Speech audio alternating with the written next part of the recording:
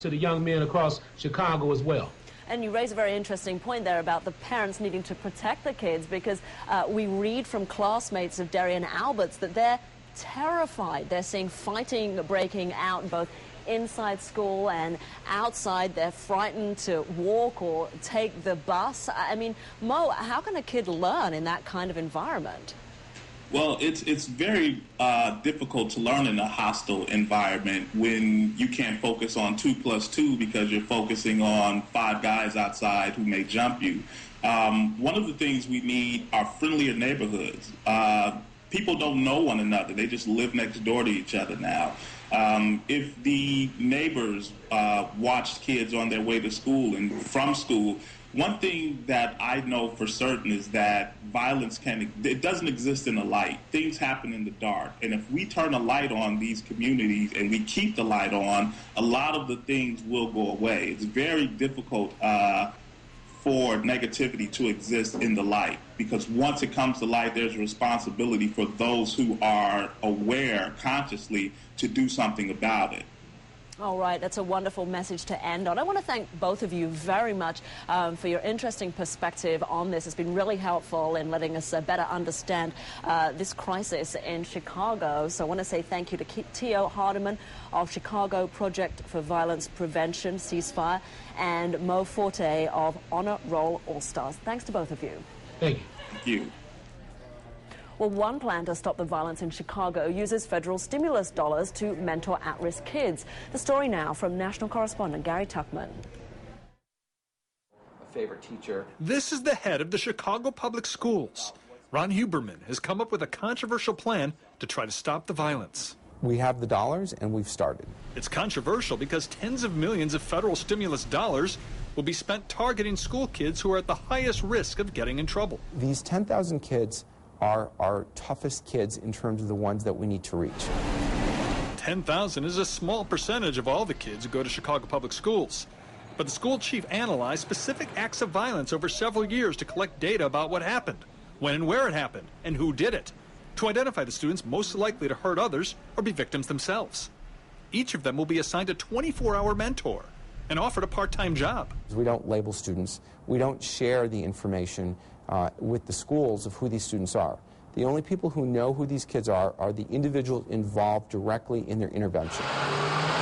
On Chicago's South Side, in the back of the Yards neighborhood, there is desperation for anything that might work.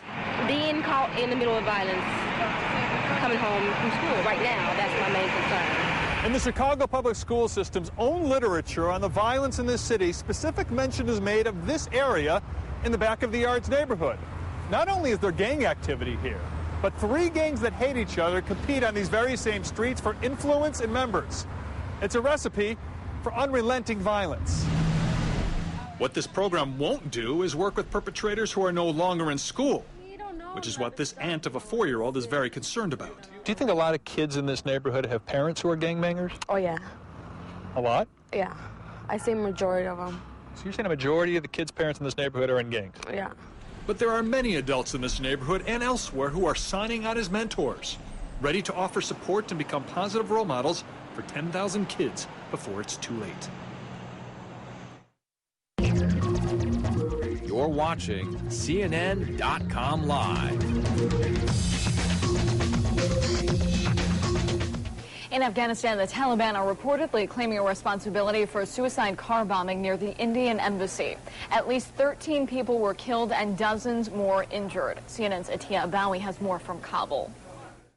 A suicide bomber detonated his explosives in front of the gates of the Indian embassy this morning in the heart of Afghanistan, the capital of Kabul. Kabul has been fairly immune to the violence that has been going on throughout the country for the past 8 years. But in the last 2 months alone, they've experienced 5 suicide attacks. The Taliban trying to prove that they have the might to infiltrate the capital city, and has reinforced the notion, and many people here in Afghanistan, that the Taliban and the insurgency are gaining strength, and it has them questioning if more troops will help.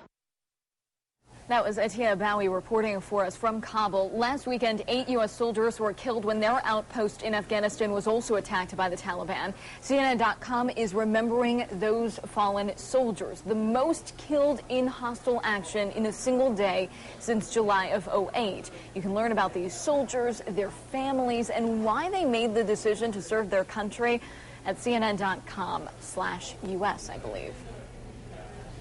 Police clashed with protesters yesterday in Istanbul. It was the second day of demonstrations against meetings at the International Monetary Fund and World Bank. And protesters hurled firebombs at the banks and at police. They smashed shop windows, as you can hear in the background.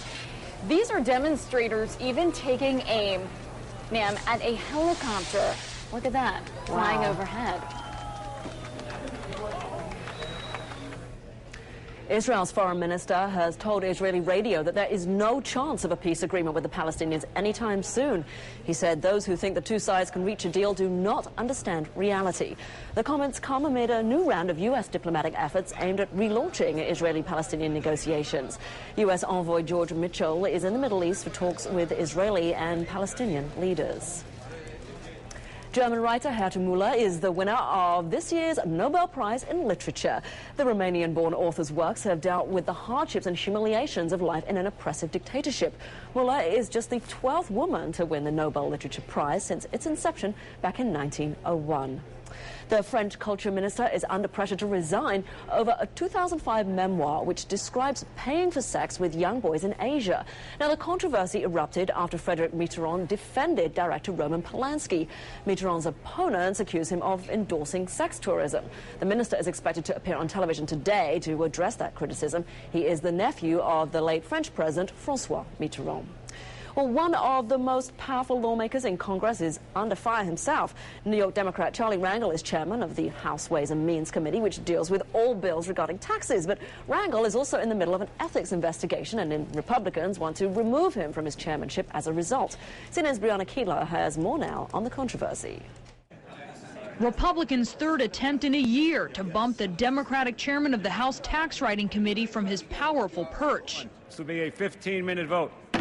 It failed, but they made their point, keeping a spotlight on Charles Rangel's acknowledged failure to pay taxes on $75,000 he earned renting out his beach house in the Dominican Republic. And there are several other alleged ethics-related violations. Representative Rangel acknowledged his failure to publicly disclose at least $500,000 in cash assets, tens of thousands of dollars in investment income, and his ownership of 2 pieces of property in New Jersey. Rangel has called some of the violations mistakes. As the Ethics Committee continues its year-long investigation, Rangel continues to defend his post on the committee that's instrumental in drafting legislation on important issues like health care reform and climate change. Can you continue to serve as chairman with this ethics investigation? Yes, I can. The way it works in the House is that when allegations are made and referred to the Ethics Committee, what is normally done is members wait until the Ethics Committee completes its investigation and its report. Rangel has the backing of House Speaker Nancy Pelosi. Speaker Pelosi, do you still support Chairman Rangel? Yes. And her deputy, Steny Hoyer, says Democrats are awaiting the Ethics Committee's finding. Prior to that, any actions with reference to Chairman Rangel would be premature. But as Republicans keep up their steady drumbeat against Rangel, political analyst Stephen Hess says he has become a liability for Democrats. These charges are serious. And they keep adding more charges. So they're going to have to be met and dealt with and voted upon. They can't be swept under the table. But just how big of a liability is Rangel for Democrats? Hess says he's a minor one and for now a manageable one, but it still provides Republicans with a political opportunity. Brianna Keilar, CNN, Washington. All right, so here's a question for you. Do you think Representative Charlie Rangel should step down from the House Ways and Means Committee? Click on the Your Voice button, find us on Facebook or Twitter. Teresa has done just that, saying yes. simply put.